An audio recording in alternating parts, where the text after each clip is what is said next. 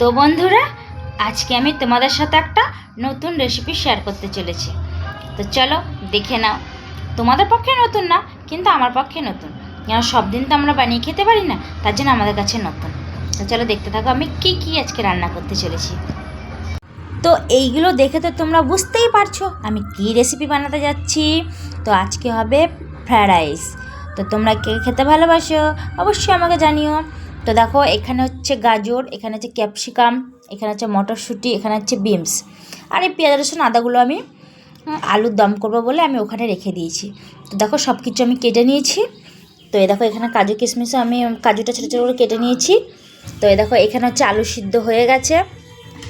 আর এখানে হচ্ছে দেখো চালটাকে আমি আধ ঘন্টা আগে ভিজিয়ে রেখে দিয়েছি। তো তোমাদের সঙ্গে সবটাই তো শেয়ার করতে হবে, না শেয়ার করলে একদম ভালো লাগবে না। তো তোমরা দেখতে থাকো। জল গরম হয়ে গেছে, সাদা তেল দিয়ে দিয়েছি, তেজপাতা এলাচ লবঙ্গ দিয়ে খানিক নাড়িয়ে চাড়িয়ে দিলাম। এদিকে দেখো কড়াই বসিয়ে দিয়েছি, যেহেতু ভাজাভুজি করব বলে। কড়াইটা গরম হয়ে গেছে, এবার তেল দিয়ে দেবো। দেখো চালগুলো এবার দিয়ে দেবো।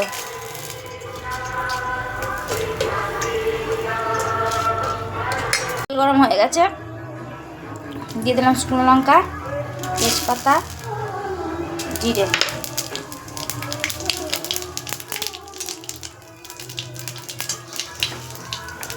জিরেগুলো কালো হয়ে গেছে, দিয়ে দিলাম পেঁয়াজ,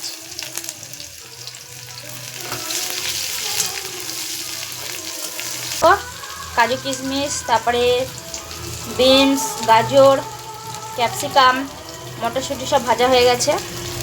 তো দেখো পেঁয়াজটা লাল লাল হলে মশলাটা দিয়ে দেবো। তো দেখো এখানে আছে আলুর দমের জন্য জিরে, আদা, লঙ্কা, রসুন, পেঁয়াজ বাটা।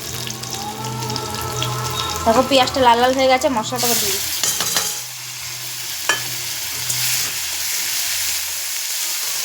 হলুদও দিয়ে দিয়েছিলাম।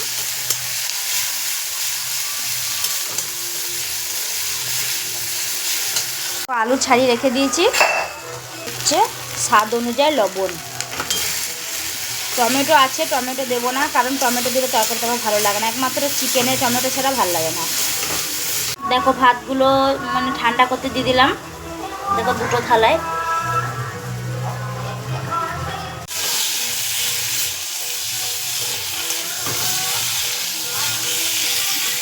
তো মশলা দিয়ে আলুটা ভেজে নিলাম, তো জলটা দিয়ে দিলাম।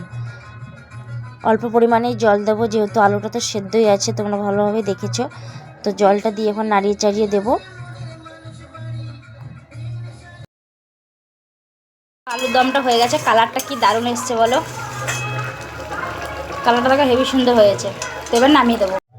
তেল গরম হয়ে গেছে, এলাচ লবঙ্গ দিয়ে দেখো ভাতগুলো দিয়ে দিচ্ছি। যেহেতু হালকা নাড়াচাড়া করব, হালকা নাড়াচাড়া না করলে ভাতগুলো লেগে যাবে। তো দেখো হালকা নেড়ে দিচ্ছি, হালকা হালকাই নাড়বো। তো এবার দেখো এই সবজিগুলো সব দিয়ে দেবো।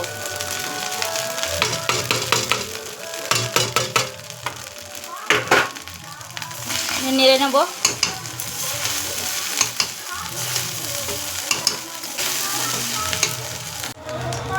তো দেখো চিনির গুঁড়ো দিয়ে দিচ্ছি।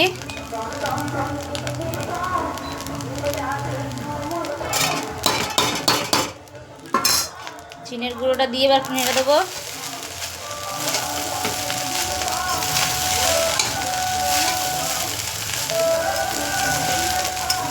দেখো আমার ফ্রায়েড রাইস কমপ্লিট।